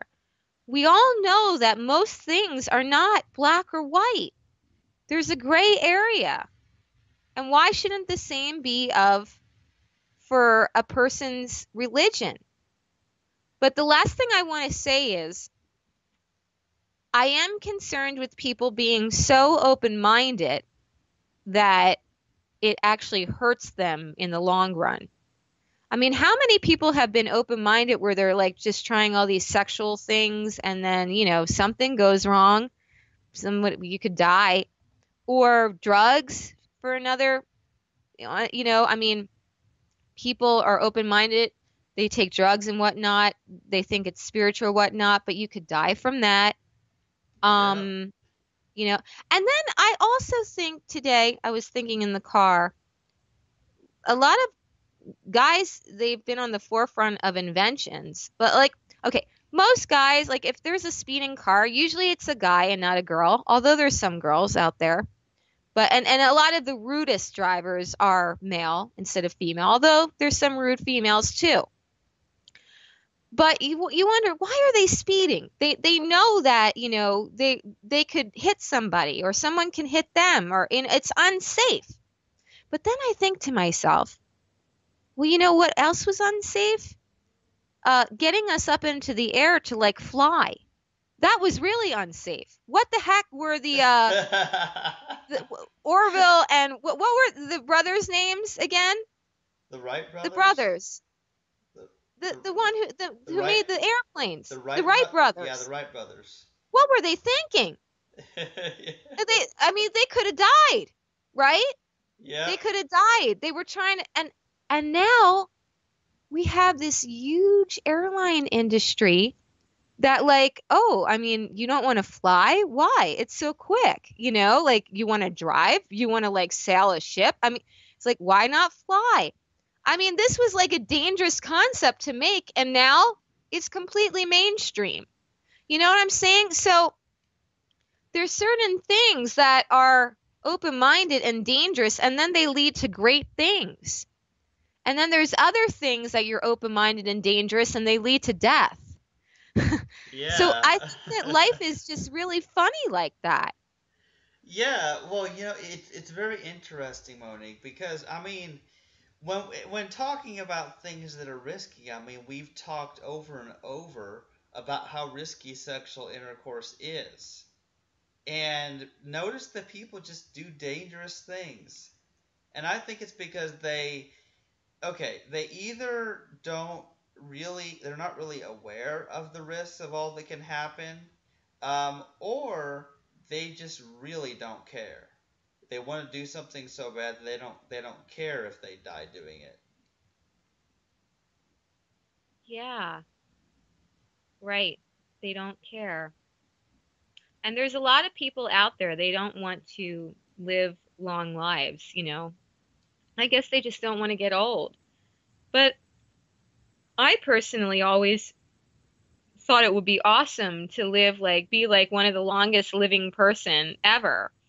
You know, show people that I lived a healthy, wholesome life and get to be 122. Yeah, wouldn't that be something? Yeah, I mean, I have not been perfect, that's for sure, but especially in my later years, I've, you know, with the plant-based lifestyle, and I also want to mention to you that, and I'm not going to get too personal here because this is my personal life, but, you know, we spoke before where we say celibacy from intercourse, but there were a few relationships that I had where I went further than I should have, and I'm disappointed. I wouldn't have done that today. I wouldn't have. And you were saying before that you were, like, even concerned about the kissing. Well, I think you're right. I think that anytime there's bodily fluids that are involved, you're putting yourself at risk. The ultimate is intercourse. That's the ultimate. But, yeah, like putting a genital in a mouth or putting a tongue, you know, tongue to tongue. Yeah, I mean, I'm not sure what the answer is, Chandler. I didn't think this before, but I do think this now. I feel that the oral, I don't think that it's a good idea. If you're going to, you definitely should be married, but I don't think it's a good idea to put a genital in a mouth. I just don't, even if you're married. I think kissing is good, but I think that I think people should be tested, and I kind of think that they should be married. I mean, I don't know. Like, I just think that anything could present potential risk. And why would you want to do that with somebody that you might not be with for the rest of your life? But here's the thing. Even if you're married, you might not be with that person for the rest of your life because of what we've said. There's so many choices. There's divorces, and it's, you know, so I don't know. I think closed mouth kissing is like the safest way to go. I mean, there's going to be risk in anything. I mean, you could have a skin disease. I could hug you, and then I'm going to get that skin disease because I gave you a hug. You know, but I just that there's more of a risk when it comes to the bodily fluids. So yeah, obviously. but I would like to expand my my view of celibacy to at least the oral, like, no sexual fluids. I like to expand that. And I didn't think that way before. I used to, but then it became the thing that people did if they didn't want to have intercourse and, they wanted to remain celibate. And then that gosh darn Bill Clinton, I think he made it like popular. Yeah. Oh, man. Yeah. Unfortunately, I do think so. Yes, I do. Him and the Lewinsky thing, it's like after that, it's like the oral went up the roof. But it is statistically. But I want to definitely expand that celibate to the oral. I do. Yeah, well, yeah, I mean, it just seems like a no-brainer, that's got to be an awful thing to do. I mean, okay, here's a very interesting thing, Monique. In fact, this is actually kind of related. Okay, now, today there was a mosquito. Okay, I got home and I was eating my broccoli. And so there was this mosquito on my arm that was sucking my blood. And I didn't do anything. I didn't move, and I just let it have its fill of my blood, and then it flew away.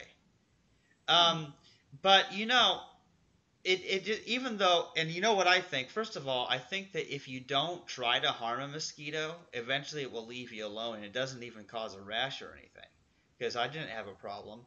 But notice how so many people are absolutely terrified of mosquitoes or spiders or other bugs that could potentially bite them and poison them or whatever. And people do get infected with diseases from mosquitoes, as we know.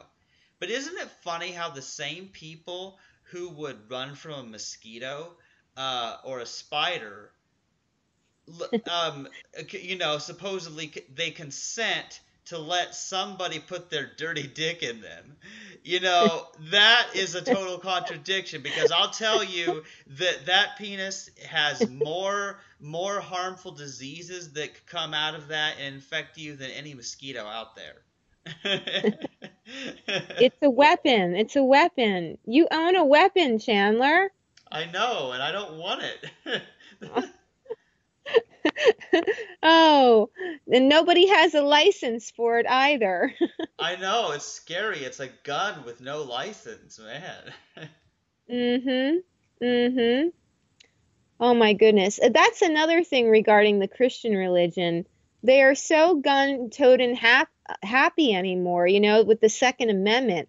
Look, I believe in protecting oneself too, but it's I think of like Jesus. He didn't have any weapons on him. For goodness sake, he was practically walking around in bare feet, It's like he was so vulnerable. He was like so non-protective. Like he didn't have armor on or anything. And I just think it's so interesting how they have really taken this politically, the Second Amendment, all the way, the Christians. Yeah. Again, I'm not saying that they can't have a gun to protect their family, but I find that it's really interesting because Jesus said, turn the other cheek, but some of the Christians are the biggest gun, what's the word when you have like an armory or something?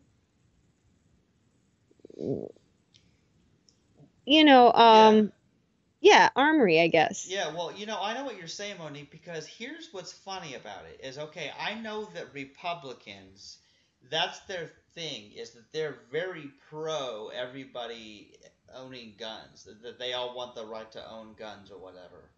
And isn't it funny how that got mixed up with Christianity? And so now it's like you have all these Christians who want to have guns, and it's like, huh. Well, I mean, it's interesting. And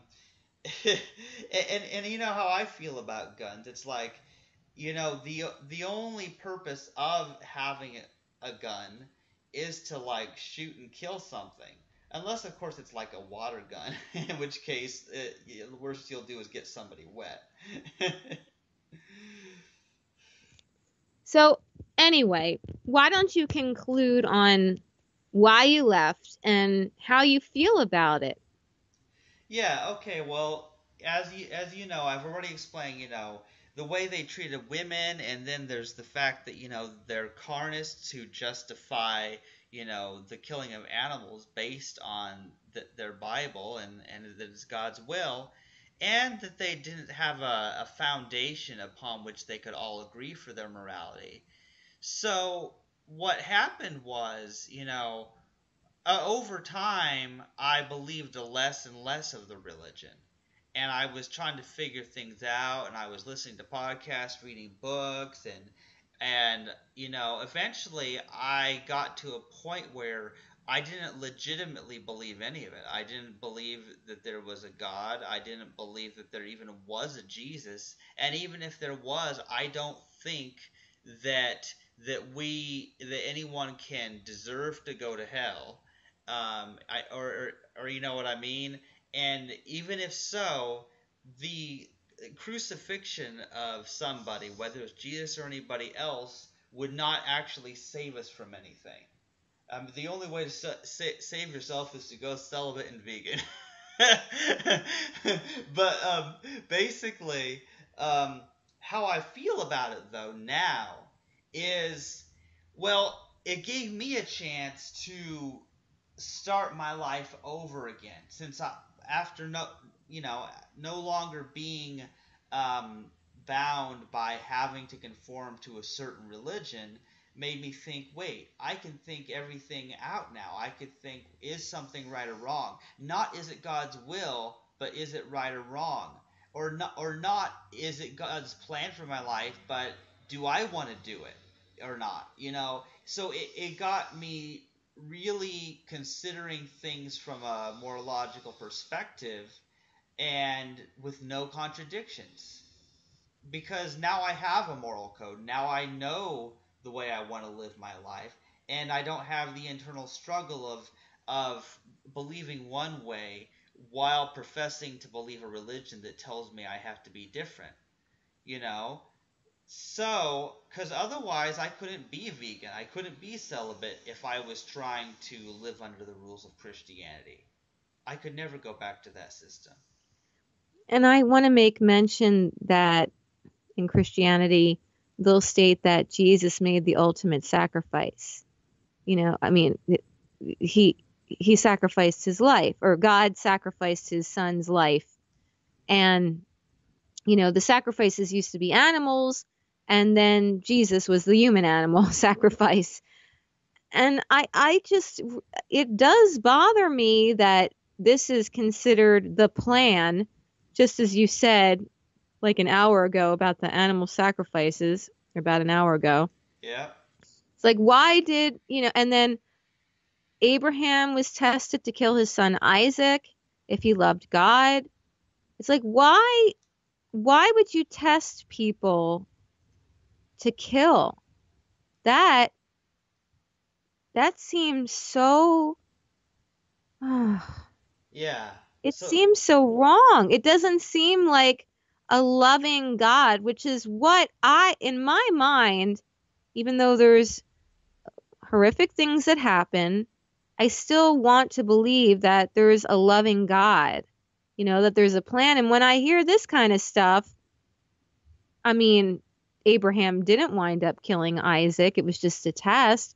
But he did, he killed Jesus. We went through with that.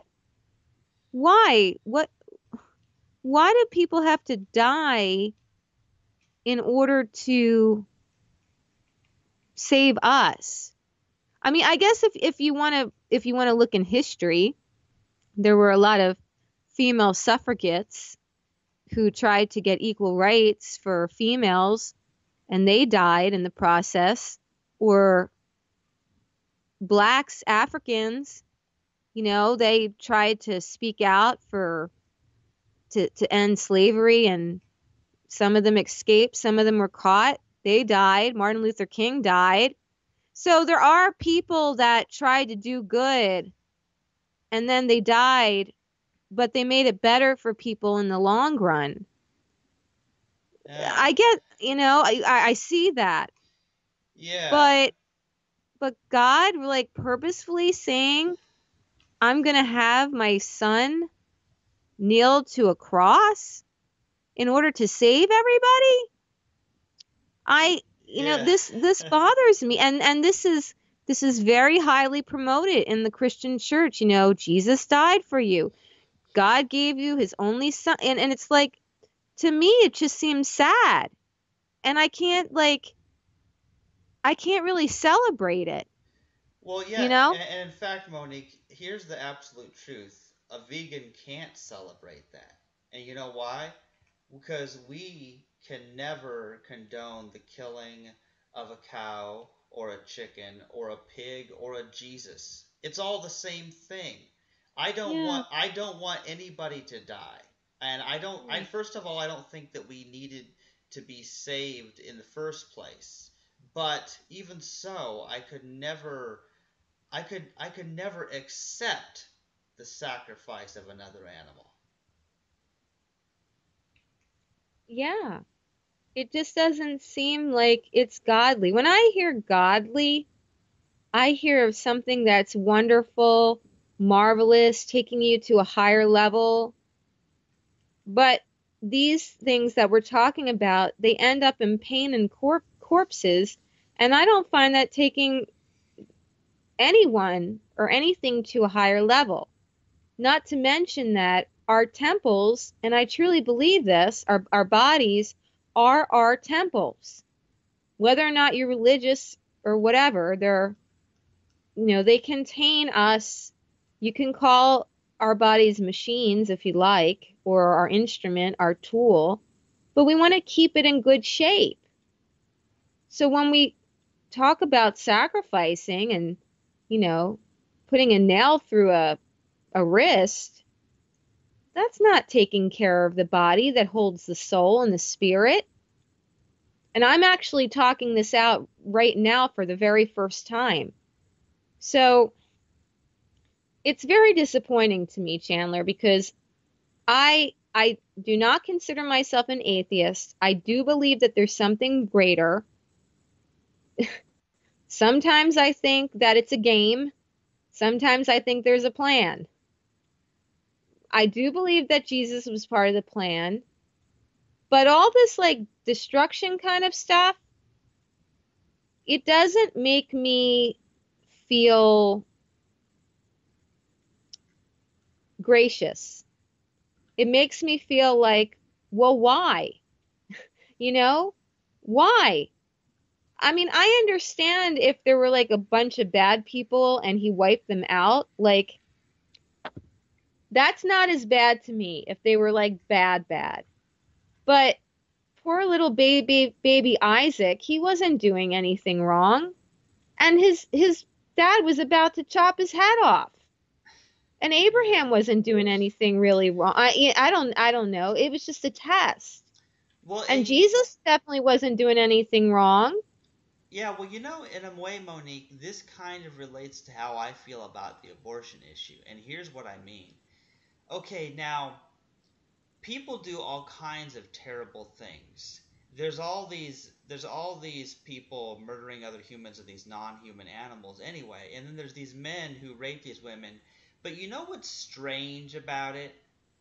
Is that the way that they're killing these babies who have not done any harm, while the rapists who get most of these women pregnant, nobody ever talks about killing them, hardly ever, or even putting them in jail to protect society. No, instead, in a way, they're offering the human babies as a sacrifice, in a way, who haven't done anything. So these babies are like Jesus, according to the Christian myth, in a sense. Mhm. Mhm. And it is very sad that a lot of rapists are not brought to justice. And Bill Cosby had a mistrial, so he'll go back. That man, he actually wanted to talk, he wanted to go around the country talking how like black men were falsely accused and how to protect themselves from it.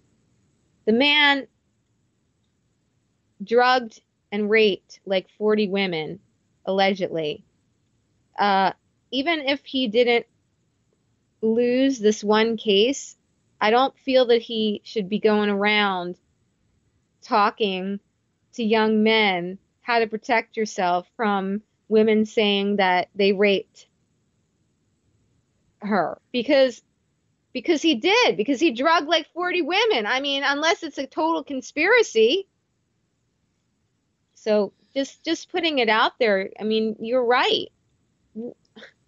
I mean, Donald Trump, come on. I'm sure he's out of what, 25 or 30 women that came up. You really think that Hillary put them all up to it? I highly doubt it. I'm sure there must have been at least one person. I'm sure many, many more in that 25 or 30 that were harassed. And he just poo-pooed it, calling them liars. And it's horrible because he has all this power. So, yeah,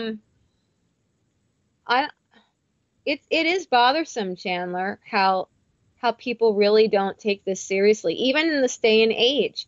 Even with more women than men in the world, even with powerful women, they still don't. They're still not prosecuting rapists like they should. I think that anybody that does anything against somebody's will should be prosecuted. And rape, that's a huge thing. You're invading somebody's body, or with harassment, you're scaring them. Because harassment can lead to rape. It does. So it's like if you're scared that somebody's sexually bothering you, you know, you're probably going to be afraid that they're going to do something even more. It's like a threat kind of a thing. That's what it is. Yeah. It's a threat. Threatening. And you know, people are so far from this, but you should understand this, Monique, that really anybody who kills these non-human animals ought to be prosecuted, ought to be put in jail, too. But we know that's not going to happen just because nearly everyone in society agrees that it's God's will for us to kill these animals, and God gave us permission to eat meat. And besides that, where do you get your protein? It's like all the dumb stuff that people believe. Well, not even just because of God, but because they just think that it's the food chain. Survival of the fittest. So, survival of the fittest. Okay, then why doesn't everybody just like kill one another until we get to the strongest man on earth? That's what I think of that philosophy. By the way, I didn't mean armory before. I think it could be armory, but what I meant was arsenal. The Christians have less guns in their arsenal. Yeah. So, but now don't get me wrong. If there was something going on and I was being threatened and a Christian came out with his Second Amendment gun, I'd be very happy. I'm just saying that, I just find that there is this huge discrepancy between who Jesus was and what the evangelicals believe. I just do. I think there's a disparity there. So, well, can I ask you, do you think that you ever may be swayed to believe that there is something greater or later after you pass? Well, I highly doubt it. Yeah. What about the law? I think Einstein said it. Energy is neither created nor destroyed. Yeah. But see, the thing with that, Monique, is while energy is never created nor destroyed, it's not like it's ever going to take the exact same shape that it did to remake the same person. And it's interesting because when you consider all the cycles that all the matter of our body came through, realizing that it's the same nutrients that literally was in the dirt got absorbed by plants who then were eaten by other animals, and sometimes other animals were eaten by other animals, and then it dies and goes back into the dirt, and it's the same stuff that's been forever recycled, but it was part of an uncountable number of plants and animals before us. So that matter is no more us, or no more or less us than it is, the dandelions that grew using those same that are in our bodies now. It's a weird thought, realizing that we are the planet, we are the earth, we are the universe. And so while, like, what I'm saying, Monique, is there will never be anyone else after we die that will be exactly like us. They won't have our memories, because those memories can only be attained by our life experience that we had. But you know what I think is, I think the future people, if they exist, maybe they'll be better. That's all I can hope. Somebody with the same good intentions as us, to carry on what needs to be done. That's all I can say. I have one more question to ask you. All right. I've told you before that I sometimes see patterns of numbers. Uh-huh. Well, what do you think about that? I mean, why do you, for instance, there was something that I was very upset about. I won't get into it, but I still am.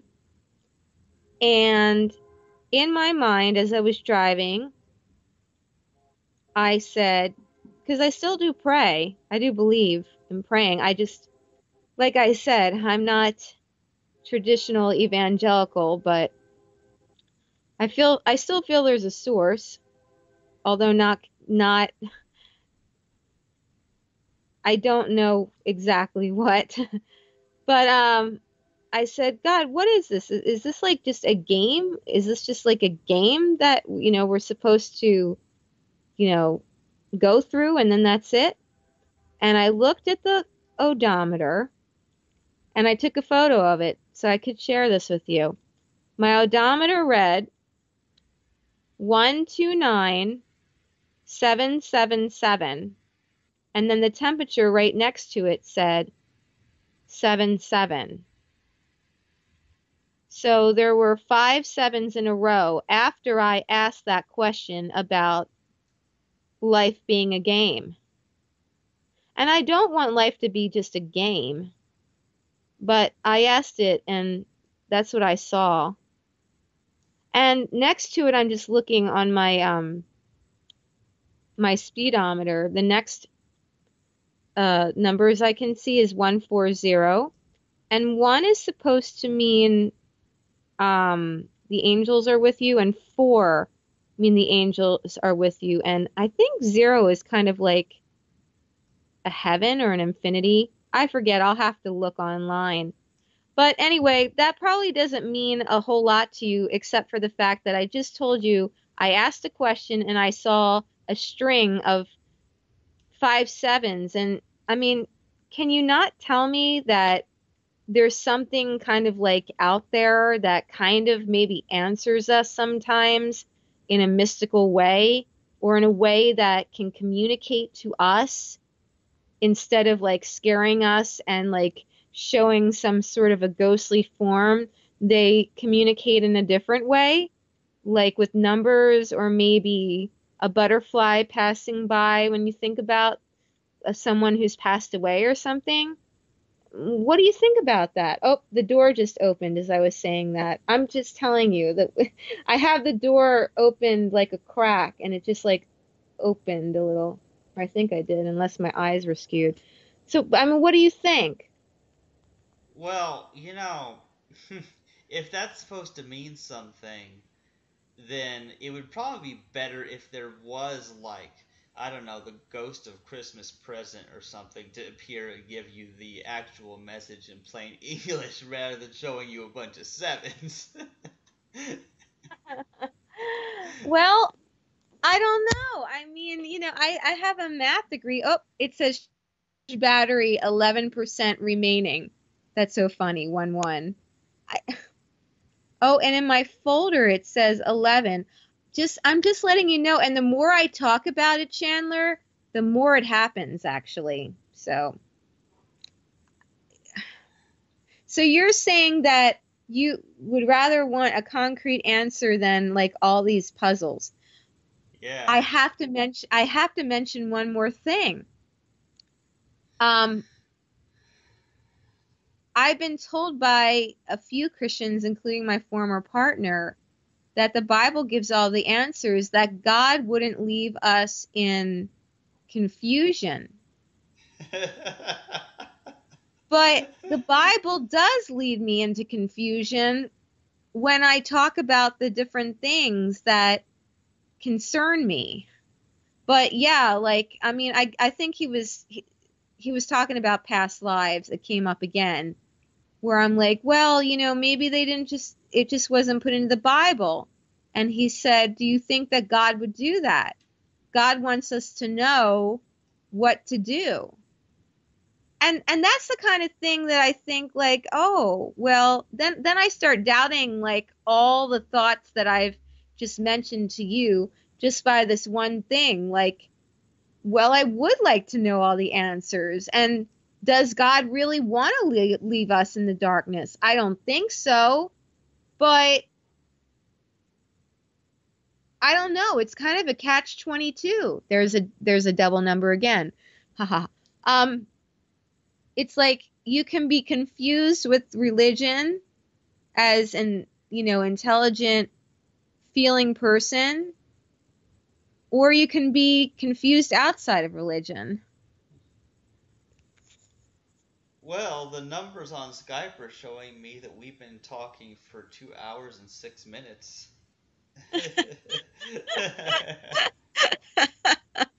Oh, is that a hint to stop? No, give me your final answer, just like the game show. Yeah, well, I'm not sure what to say about anything anymore. I mean, this has been a very good talk. I mean, we've talked about these various issues that are within Christianity and some of these strange beliefs. And like I hope I made it clear that, really, I want people to be able to look at life and have a reliable method for figuring it out, rather than just going by what some ancient book says or what some preacher at their local church says. And I guess it comes down to knowing that what is right or wrong. And of course, I base everything on the golden rule. I don't think anyone's actually managed to do better than that.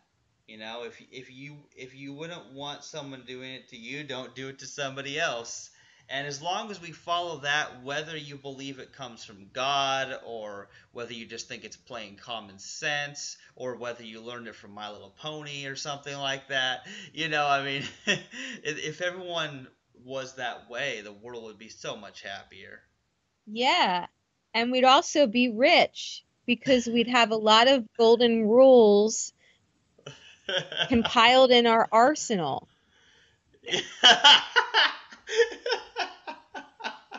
I see what you did. And then there. I wouldn't be in debt anymore. Can I have some golden rules, Chandler, please? Yeah, I guess so. I'm not sure if you can transfer them for real human money, though. Darn it.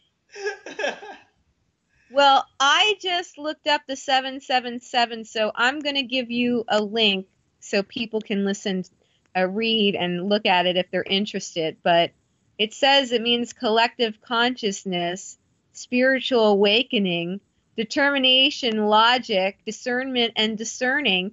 And there's a whole bunch of other. Oh, it also says chastity. Wow. I'm going to give this link to you and you can post it. Oh, crap. Maybe it does mean something. The chastity part.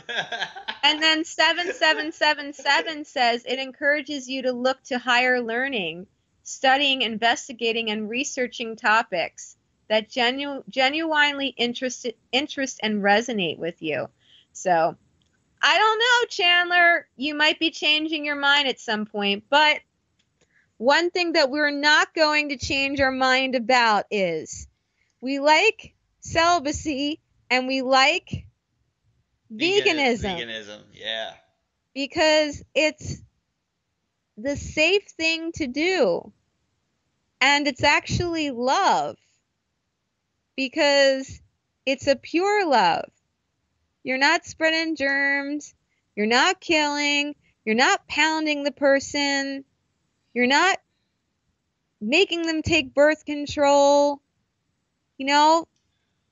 Yeah. So I still believe in love. I don't know if it's out there. I think it is. But what is love? These are my baby? beliefs. Don't hurt me. Don't hurt me no more. Chandler has a very good voice.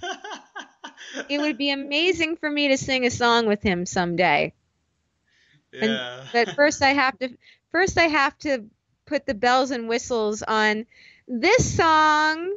It's called Asexual. I think I'm going to have a fundraiser to finish it because I don't know how I'm going to do it, but we hope that you like our celibate asexual song that we're playing for our intro and outro. And thank you so much for listening to us. We hope that we've helped you and healed you and have given you vegan food for thought. For me and my celibate vegan compadre, Chandler Klebs, I'm Monique Lukens. Thanks for joining us. Bye-bye. I need some love, companionship, won't compromise, I close my lips. Pansexual, homosexual, bisexual, I'm an asexual, yeah. Demisexual, semisexual, gray sexual, heterosexual, I'm an asexual, yeah. We must call right.